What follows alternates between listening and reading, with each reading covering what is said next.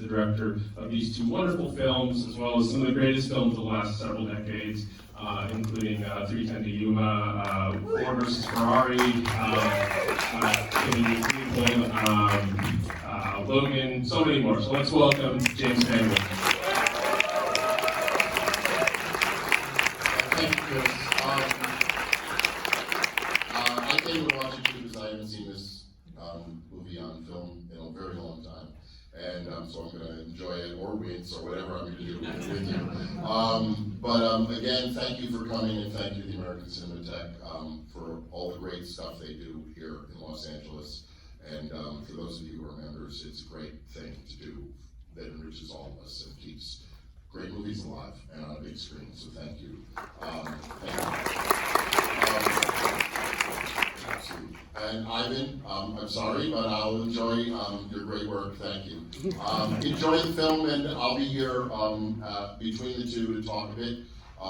Predominantly, I hope about Ray, who we're here to celebrate in this series, and who I was fortunate enough to work with on two movies that you'll see tonight, and really enjoyed it and loved it. So enjoy, and I'll see you on the other side if you care to stay. Thank you.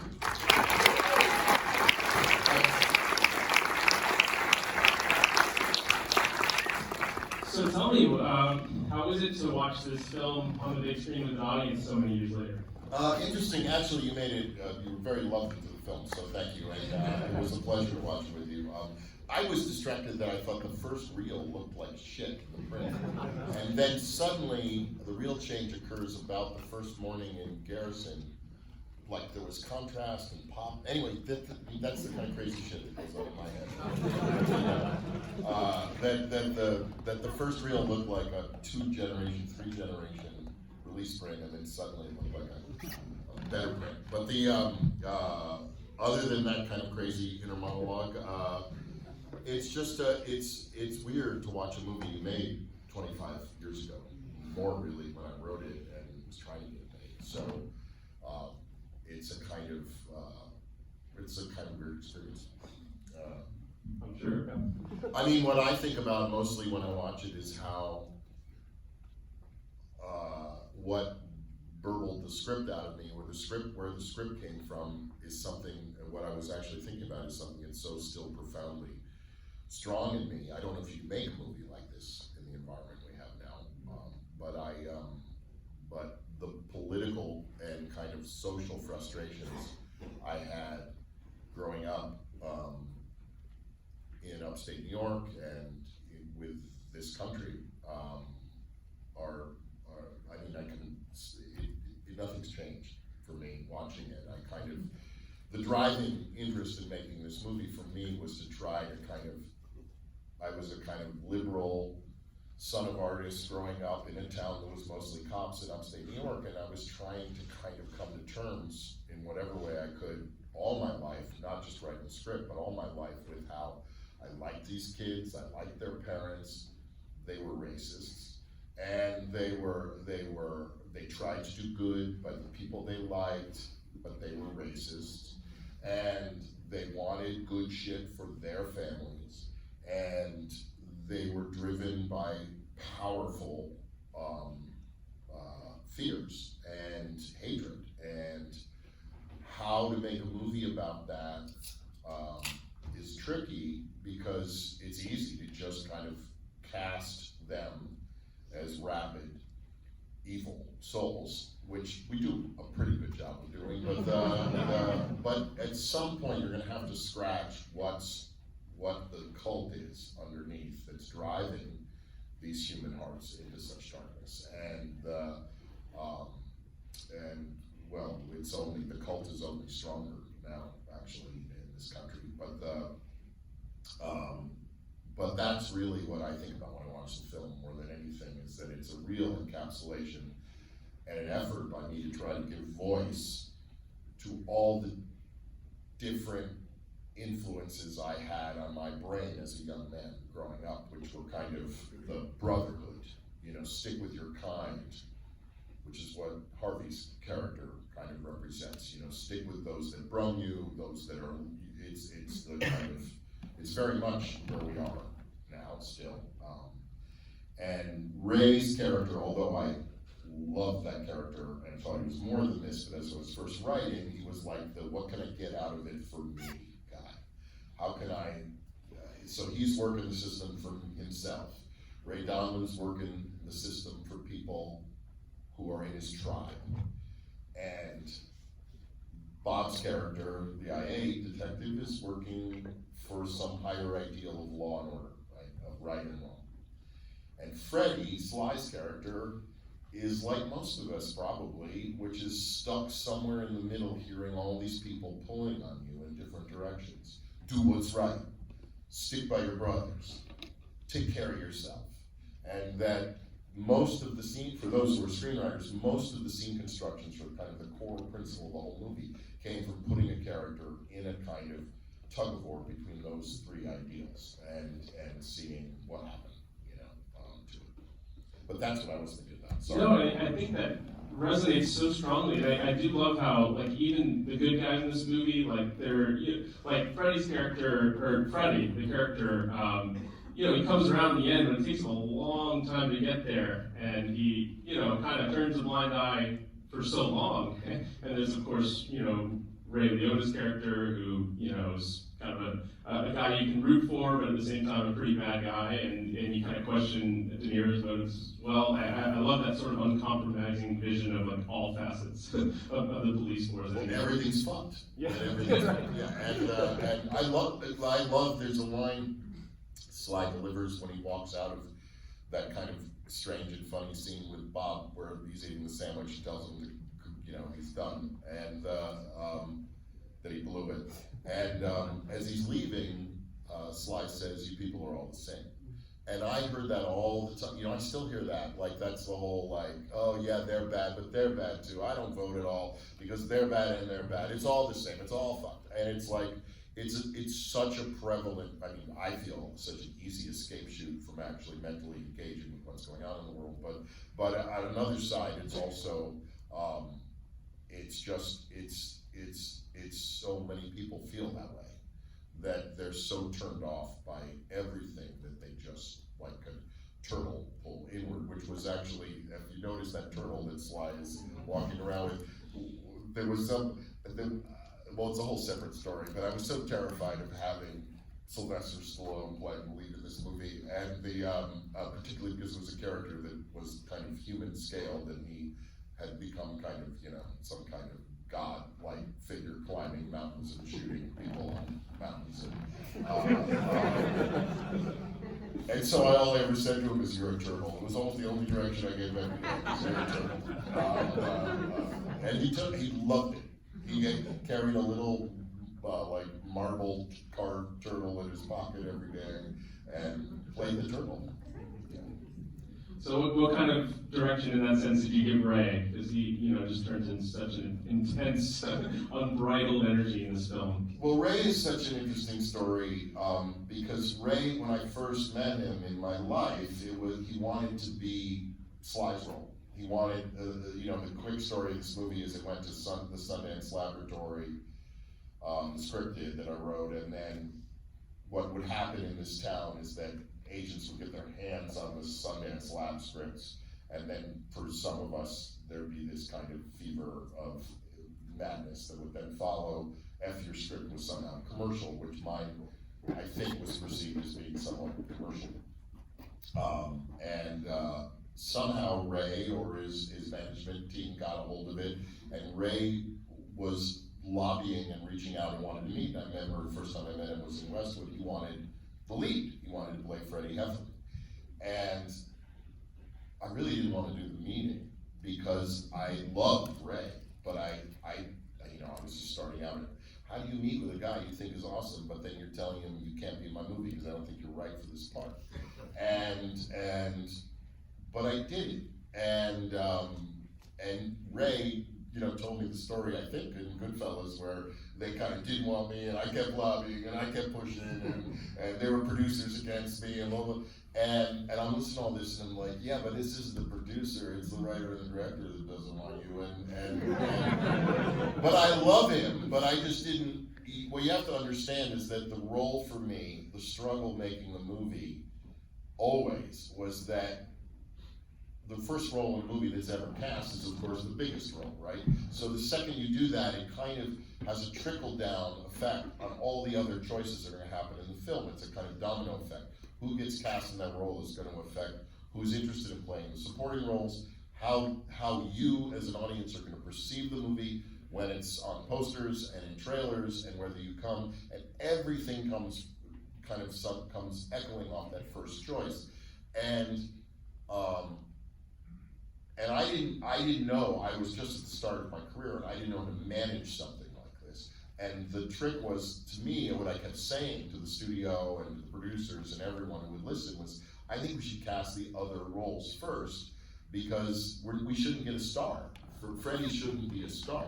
He should actually be kind of nobody, because that's what he is. And that the second you cast someone known in him, in that role, you create a real big problem for me, which is the audience has seen this guy conquer whatever he's done in other movies, and now he's kind of gimping around a small town in New Jersey, and do you believe it? And no one listened to me, but I kept kind of pushing away these kind of leading men, or in Ray's case, I just felt like the intensity and the intelligence that he brings to every role is just kind of, I wouldn't want him pretending to be dumb or slow or kind of, and not, I think that's, and so much of the character of Freddie Heflin to me was someone who's kind of so ambivalent or torn, I mean, dumb is the wrong word, but who just can't decide what to do and has been frozen for so long in his life. And that I just don't think of Ray when I think of someone like that.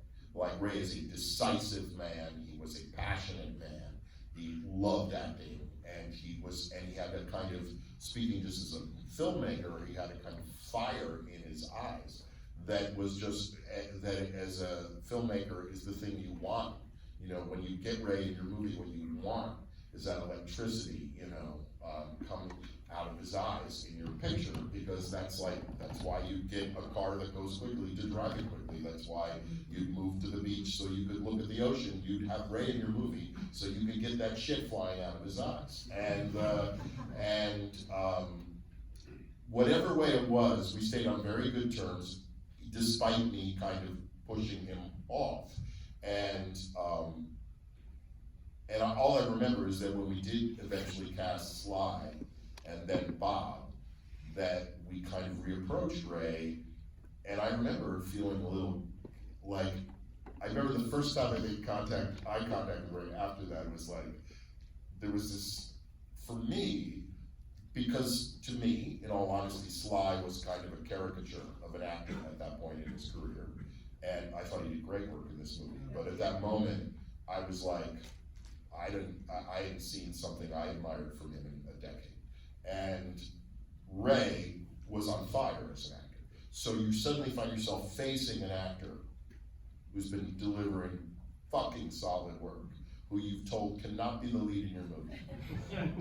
And then, the guy holding up the Lincoln Tunnel in daylights or whatever is now the lead in your movie. And that first moment you look at each other, it was like, yeah, fuck you, Jim. And I deserved it. I mean, it wasn't my call, but I felt it. But what was beautiful about Ray was he also was like, fuck you, and then we moved on, and he took the part. And he saw the opportunity in what I thought was the best part in the picture, and most suited for him.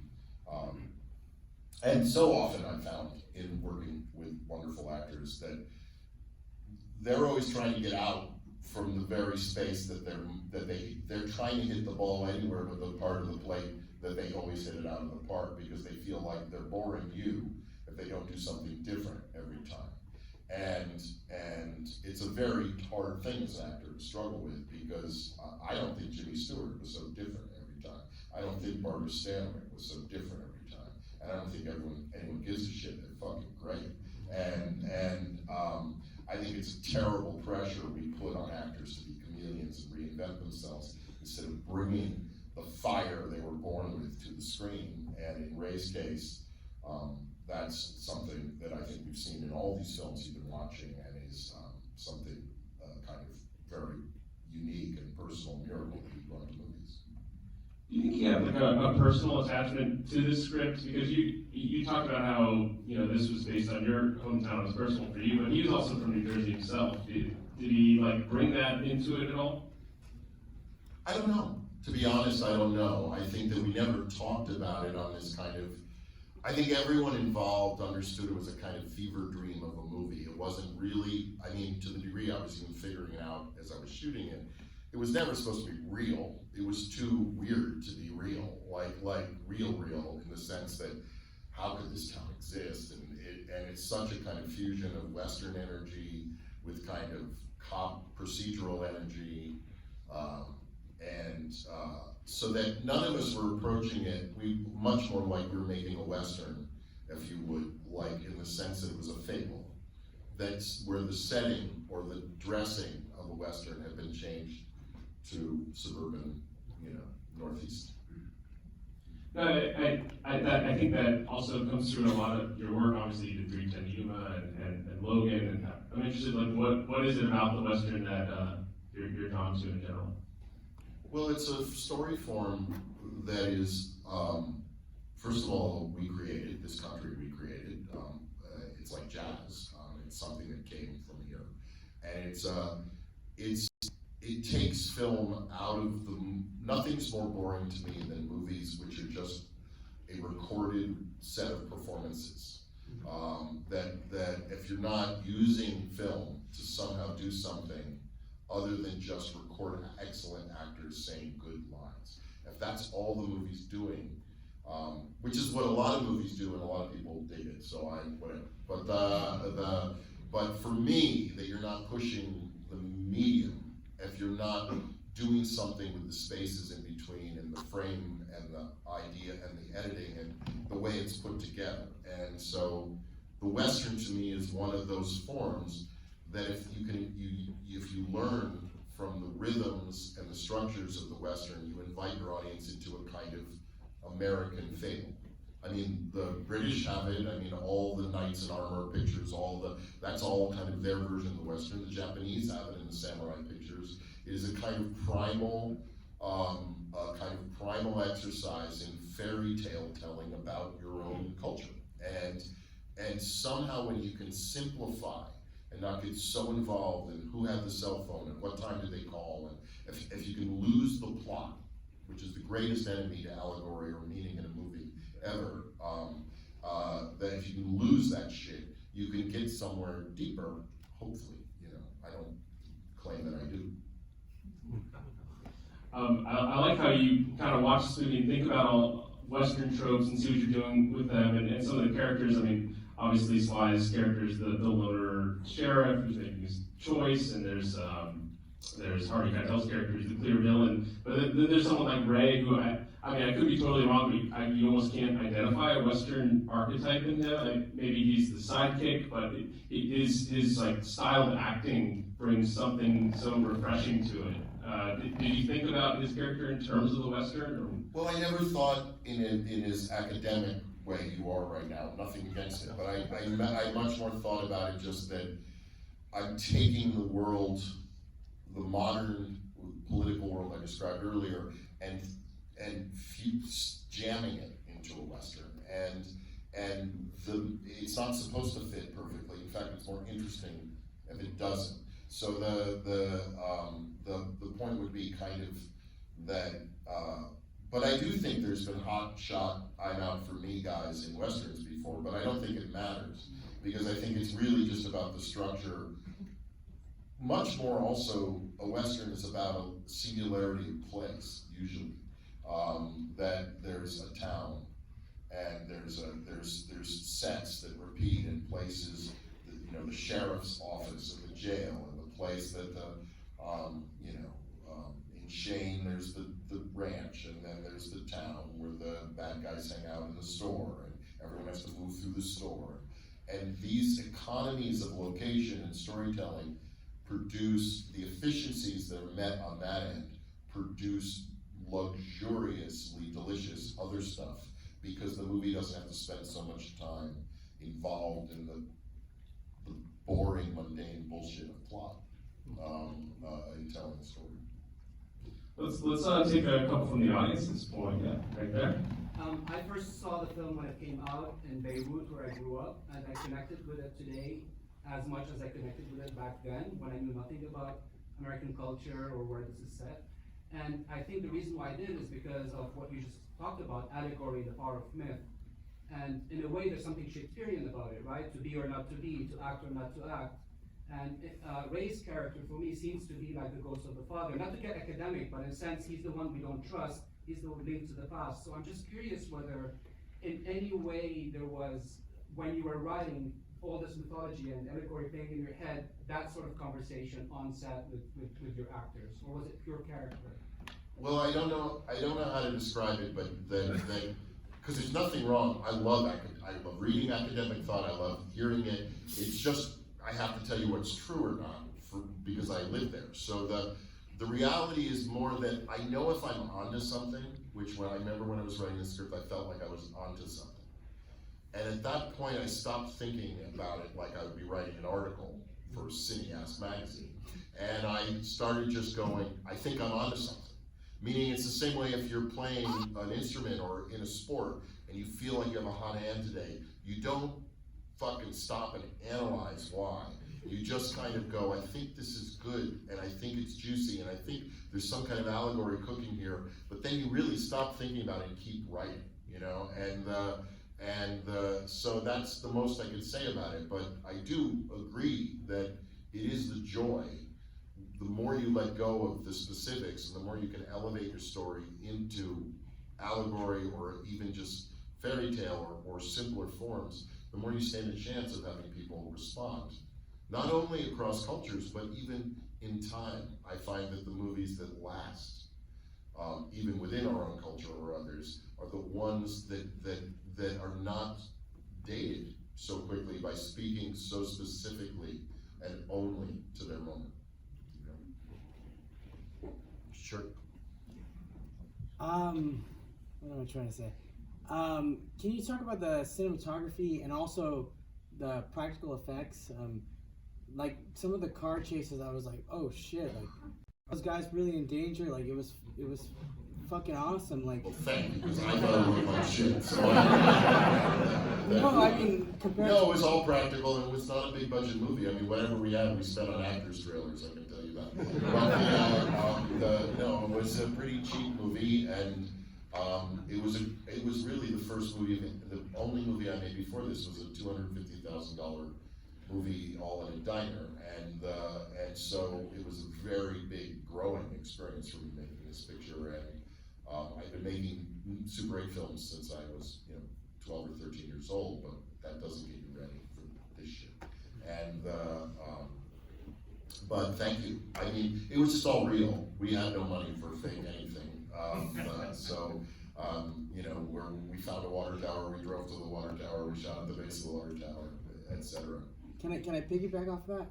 Also, like you had so many different actors, like Janine Garofalo, comedian, and then all these like method actors. Like, was there any ever conflict on set, or was there moments where you're like, this is like fucking magic, or?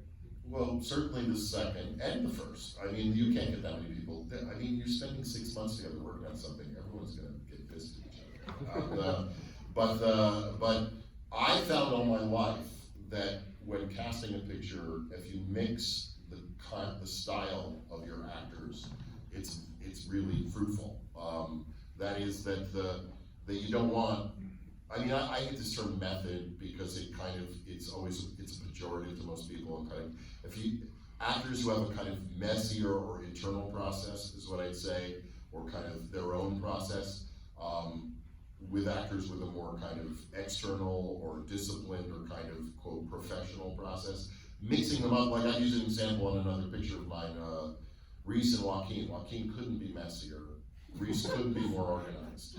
But between the two of them, there becomes a kind of spark, because every time they're doing a scene, Reese doesn't even know if Joaquin's gonna bring it in for a landing. This plane may never. And so she has to. But that friction is that actual tension in the scene becomes something more. Whereas if you had two people like Joaquin in the scene might just kind of mumble on for 7 minutes at the end.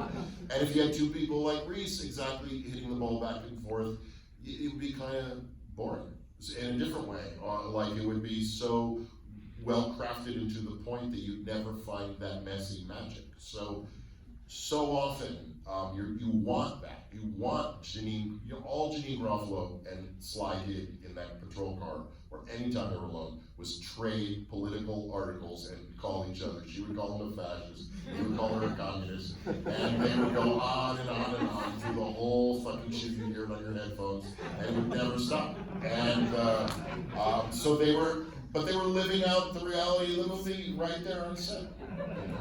Awesome. How did Ray and Sly do together on set? Because like a lot of the heart and soul of this movie is like their friendship. I think they did great together. They got along even when we were doing press later. I remember the three of us would be kind of off in London or wherever doing press. Ray is really easy to get along with. Ray, none of that kind of bomb about to go off shit is really the experience of being with him in life. You realize it's his special magic he brings to the screen, but he's actually soft and tender and kind and deeply thoughtful, and it just so happens that when he's doing that, it's not quite on screen as insane as when he's doing this kind of stuff. So that to me, but that's again about that's not a put down. That's saying someone's a great saxophone player that they aren't also good at flute. It's just what he does and what he brings. And there's other movies where he's had many other colors, but that he always got along with Sly because Sly respected him. And I think for Sly, he knew I had my doubts about him, and I probably mattered least to him. But he knew Bob was not blown away by Sly's filmography, and he knew that. So there was a lot of the one dynamic that really worked in the film, casting Stallone, was that he did feel, although he was by far the most successful movie star of all the people in the movie, like he had like disrespected by everybody on the set, in the sense that they all wouldn't trade their films for his. And so there was a kind of wonderful dynamic between the two, and I thought Ray gave him shit every day. Ray loved giving Sly shit. I couldn't even tell you the stories because it would be not appropriate, but I gave him shit.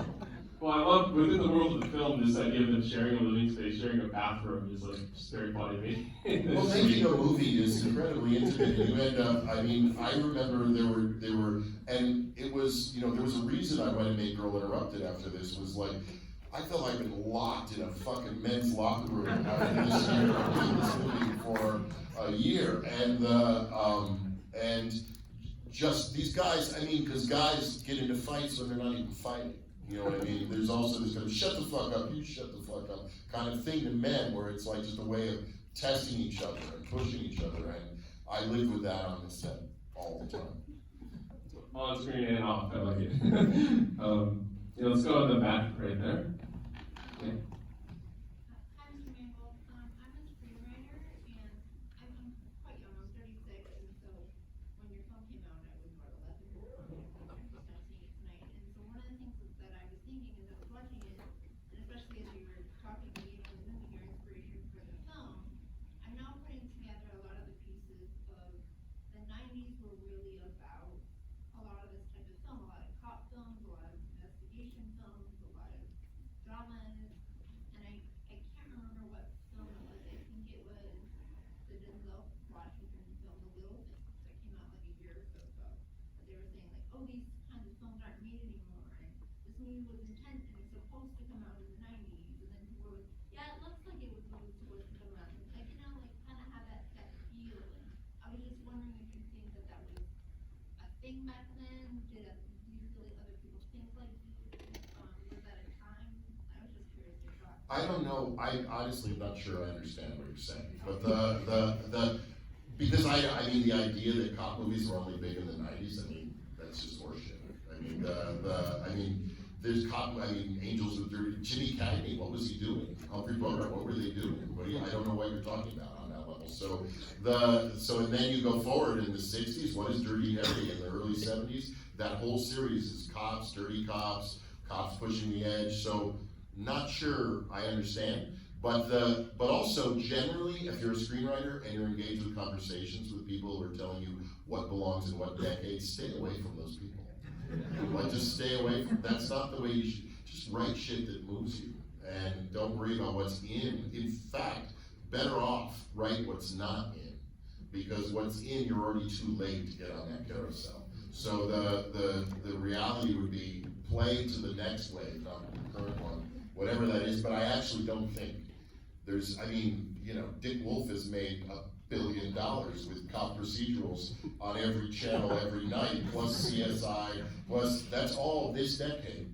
So I'm not sure when, I think cop movies have always been intriguing because, like Westerns, like other classic forms, courtroom pictures, they aren't just about courtrooms and cops and the Old West, they're about everything.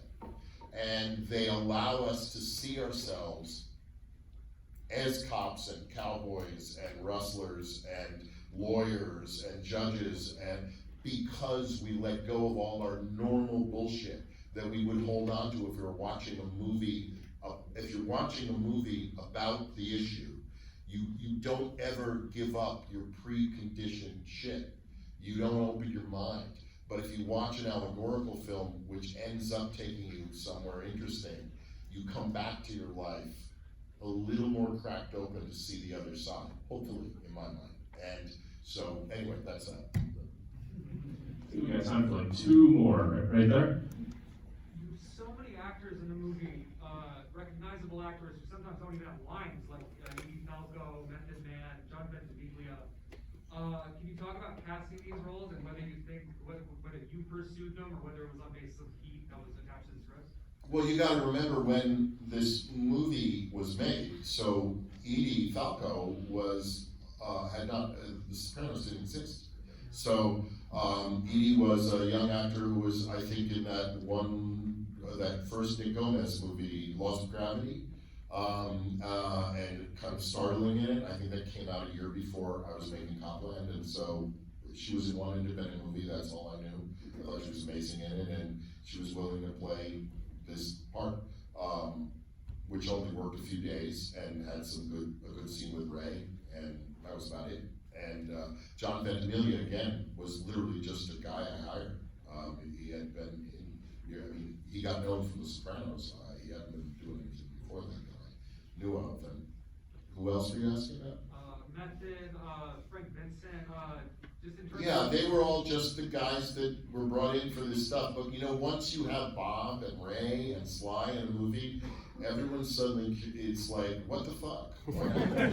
So it does start to build on itself. All right, who's got a really good last question here? All the way in the back, please. Thanks.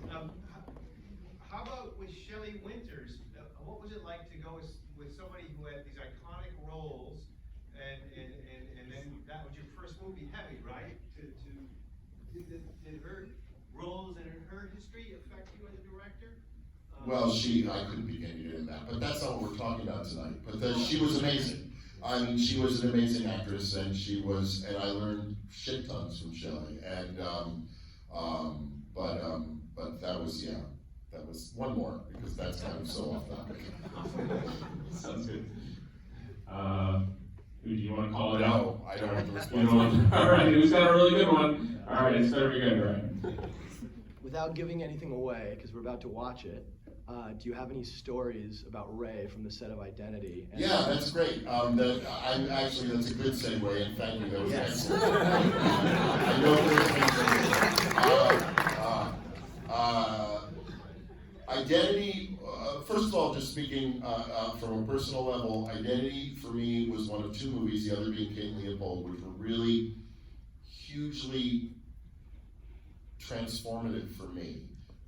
In ways that's really hard for, I think, a lot of people to understand, but it was the first time with both the movie you're about to watch and the one I made, I think immediately before it, Kate and Leopold, where I knew there was no chance I was gonna win an Oscar or anything. That no one was, I knew from the moment I started making the movie, there was nothing important about the movie. No critic was gonna laud me, I was gonna be in no top 10, any bullshit of any kind.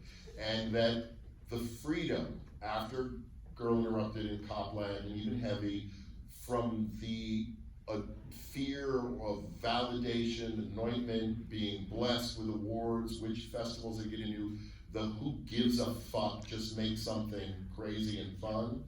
On these two movies, the one you're about to see and the one that preceded it, King Leopold, I relaxed directing a film in a way that when I came back to a film I thought was quote more important, like Walk the Line and things that followed, it had just changed something in me where I didn't feel so tight. I wasn't listening anymore to what some critic was going to say, I wasn't thinking about results. I was enjoying making it, and whatever happened, fuck it, it's what happened. And so the movie you're going to watch was a chance for me to make a kind of horror thriller. You know, the other thing I hate is when they call Copland a thriller. There's nothing thrilling about it. It is so sad to me because it always sets people up like meditative cop movie or something, but it is not thrilling. But it may have a moment or two, I hope, but it's kind of not. It's a thoughtful, I hope, film, but Identity is more of a puzzle, more of a confection, more of a kind of a real focus on craft and tempo. Obviously, wonderful characters. Ray playing very much to type, but also everyone in the film is hiding who they really are in some form from everyone else, every character. So, in that sense, each type that the actor brings to the film, archetype of who they are, is something that I'm maybe using to deceive you in one way or another. I mean, the whole film is a kind of house of cards in that sense, or mirrors. But we had a great deal of fun making it. And around the time we were making it, Ray was also selling Narc. You know, the film Narc. That should be screened as part of all this stuff. But and he was very proud of it. And I remember there was some moment that there was some very, very famous and important people getting involved in producing and shepherding his film. And I remember he didn't give a fuck. Like, it was like, we made this movie already, we don't need you. And I remember him talking his idealism about the filmmaker. They busted their hump making this film together, Narc, and that he really didn't give a shit, even if it hurt him or shot him in the foot. Because Ray was a real idealist. He didn't, the kind of vultures and hawks circling now that this film seemed hot to kind of stick their names on it, didn't excite him, didn't interest him, even if it meant he might make more money, even if it meant he might get more attention. The idealist Ray felt like, what are these people doing on my picture? And I remember that, I remember him talking about it, and I remember him, I was always like, Ray, stay chill, it's probably a good thing, these people are gonna probably help you. But he was great fun on that movie, and also someone the whole cast looked up to, very young cast mainly. Really enjoyed working with him, and we all had fun. And it was shot. It's almost shot 95% on the Esther Williams stage at Sony, what was MGM, because we couldn't possibly do. It's a night rain movie, and we couldn't possibly shoot it on location in the desert night rain. So we built this whole hotel on one of the largest stages at Sony, where we could rain on the set all day and all night, and the tanks that Esther Williams used to swim in would collect our rainwater and process it and clean it and take it out. So you can think about all that while you're watching the rainfall. But enjoy, for those of you brave enough to stay for the next one. It was a really great script by Michael Cooney that I jumped onto to kind of really exercise and work out visual ideas and directorial ideas I hadn't gotten a chance to on some of my own stuff. So I'll be curious what you think. Thank you so much. Thank you, James.